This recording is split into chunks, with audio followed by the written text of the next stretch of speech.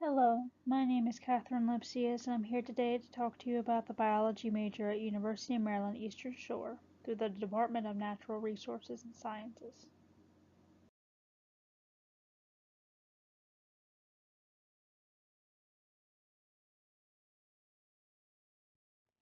Biology isn't just learning to teach someone or learning about the mitochondria of the cell. It has a lot to offer you, and the biology major at the UMES has a lot to offer students by way of versatility. You can do education biology and become a teacher. You can do professional biology and go into a professional school, as in medical school, dental school, pharmacy school, physical therapy school, physician's assistant school. Or you could go into research and move on to a master's or graduate school where you would continue to innovate and learn and gain a wider, broader knowledge of what can be offered at the undergraduate level.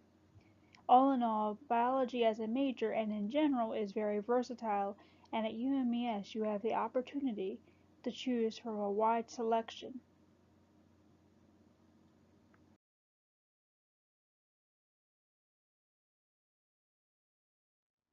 Of course, every major has the required courses and things you have to do to earn your degree.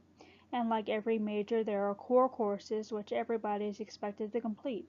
The biology courses and the biology majors are required to complete biology, chemistry, English, technology, physics, statistics or calculus, a fitness course, and social sciences, which is very common for most majors at UMES. However, once you move into your biology core courses, depending on the pathway you choose, for instance, mine is pre-professional and medical biology, I have to take organic chemistry 1 and 2, several biochemistries, microbiology, and do quite a bit of independent research to show I'm prepared for a professional school. I also have to take many biology and anatomy based courses. All of these courses are tailored to my major requirements and what I hope to do in my future, and UMES will take the time to tailor your course schedule to what you hope to do one day. All course requirements and course degrees are stated underneath your major in the folder for course catalog and with your advisor. If you follow it to a T, you will graduate on time. If you need to deviate from it, it was suggested to go talk to your advisor or the head of the department. Either way, when the course substitutions are necessary, it can help you or it can hurt you, but always speak with somebody higher up first. You don't want to set yourself back a semester or two because you forgot to plan for the course that was only offered in the spring and have to wait a year to take it. So always maintain and keep a copy of your course schedules, what you're expected to take, and stay on par with any type of changes made to the majors throughout your semesters there. Though you may be grandfathered in, there's a large chance that things might change and that you might have to take some extras or you might have to take less. It's always good to check.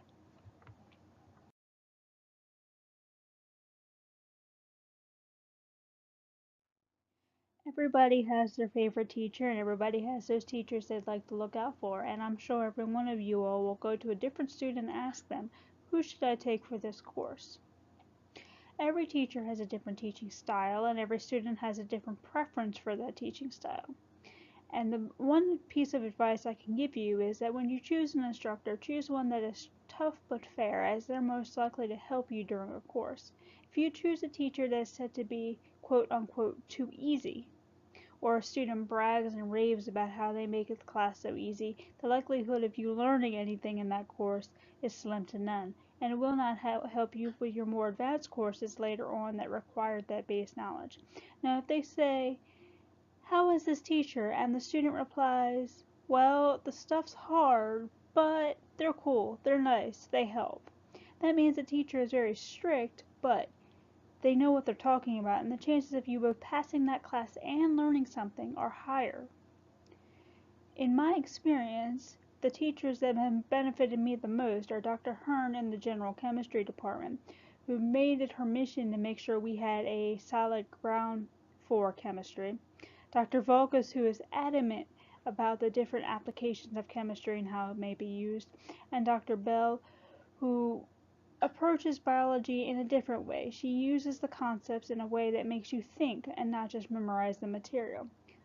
Dr. Dia or Dr. El Naim, who teaches genetics, is one of the most passionate men I've ever seen when it comes to sciences and the history that goes on in sciences and how that history is applicable to today.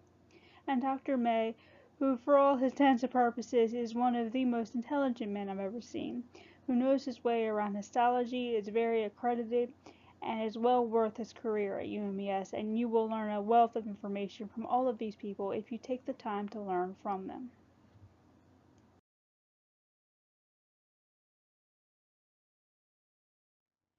Within the Department of Natural Sciences, there are many clubs and activities a student can participate in. The Carver Nucleus, which is the main room within the Carver building, is usually hosting several biology and science-based activities for students to participate in that give them extra credit. But among the departments, there is also the Pre-Professional Society, who helps establish a ground base for students wishing to go to professional schools like medical school, pharmacy school, and dental school, where they will invite hospitals to the school or bring the students to the hospital so they can network among the doctors. They also help them prepare for the more professionalized tests like the GRE and the MCAT, tests that make or break a student's career. The Chemistry Society is well known for their explosive and creative experiments and also being part of the public domain when they have a spot on WBOC exploding pumpkins with sugar and chemicals. In the Chemistry Society, students are expected to learn more about chemical concepts outside the classroom, to broaden their reach, and to understand how chemistry is applicable to every portion of life. The Biology Society oftentimes collaborates with both the environmental and the anatomical aspects of the real world, and the archaeological, agricultural, and fishery societies to study how the earth has changed both in and around those topics. Every society and every club at UMES is interdependent of one another, and we can often be seen doing projects together and among each other. Any society or group you choose to join with your time at UMES will often be very beneficial to both your professional career and your social one.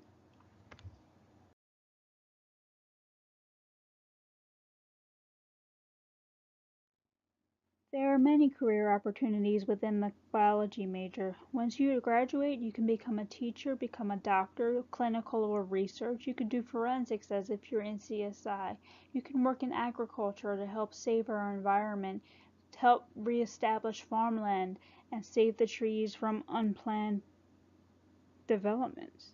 You can populate fisheries and help animals remain in the wild. You can study biotechnology and help people with prosthetic limbs or nanotechnology to fight cancers. You can work with the CDC and hopefully prevent the zombie outbreak. But know that your choice in career is often influenced by the job prospects and money available. So I'm glad to tell you that with a degree in biology, all these different opportunities have very good job prospects. As of 2017, teachers are looking at about a 50,000 open job placement. Lab technicians are looking a little under 40,000. Anything in medicine is looking at a job opportunity prospect of over 100,000 jobs.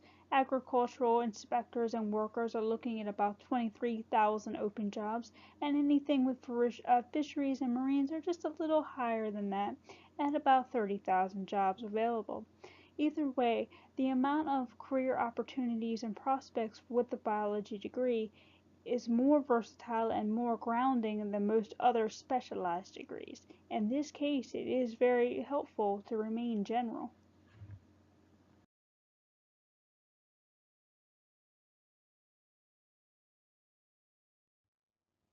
Now, I'm sure that your most prevalent concern right now is how you're going to afford paying for this school. How expensive is it? Is education worth the money? And my answer is yes. UMES has one of the lowest tuition rates around the region, and I can show you that for a fact. UMD College Park, while it is a prestigious school, it's an expensive school with a tuition rate that runs about $25,000. Salisbury is just under $10,000, and UMBC is just over $20,000 for a full-time student that is 12 credits or higher. Now, compare that to UMES, who has a Maryland resident full-time rate at $8,500, a non-resident rate at $18,500, and for Delaware and the people on the eastern shore of Virginia, it's only $10,500. Now, when you compare these prices to other local schools, you can see that UMES offers the biggest bang for your buck when it comes to education.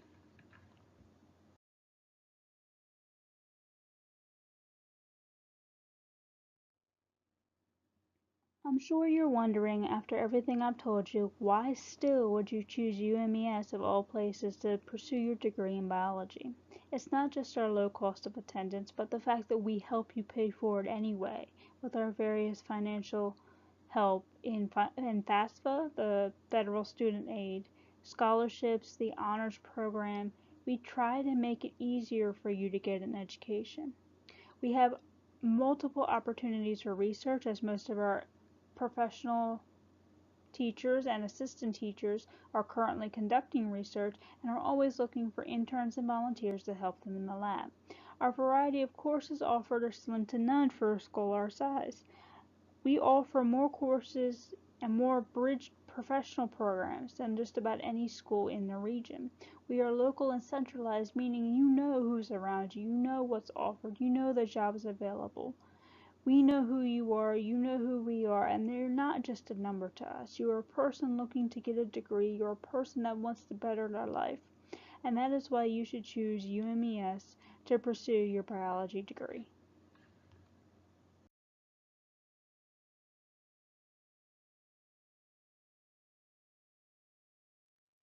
Here are my references